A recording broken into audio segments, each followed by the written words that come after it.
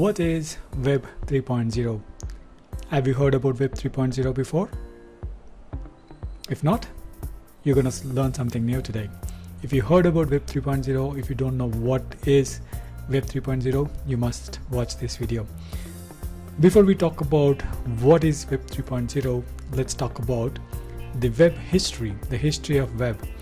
In 1990, that's when the web was introduced to most common users, and it was introduced via emails, via chat messages, and mostly the static websites. I know some of my friends or some of my clients who spent a huge amount to build just a static website. That was during in 1990s, 1992s, 93. People spent a lot on website. Now it's almost for a free of cost. You can develop a website on a WordPress or any CMS tools. And in year 2000, that's when Web 2.0 was introduced.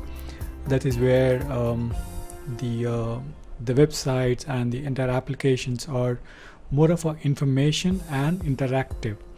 When I say interactive, people used to engage with the platform. Like you take any social media platform like Facebook, Google, you're searching something, you're getting out of results, you're working with a lot of people, you're having a group calls. It's more of interactive thing. And to conclude that, it's Web 2.0 is mostly information centric. You are fed with a lot of information, right? After 20 years, Web 3.0 was introduced. So what is Web 3.0? Web 3.0 is the third generation of the internet where the devices are connected to a decentralized databases rather than depending on a client server or server based databases. So the advantage, or maybe Web 3.0 is called as user-centric. So when I say user-centric, we control the data, right? We can control what is that information we wanted to share, not to share. And Web 3.0 is decentralized. When I say decentralized, no single authority like Facebook, Google, or Microsoft controlling the data.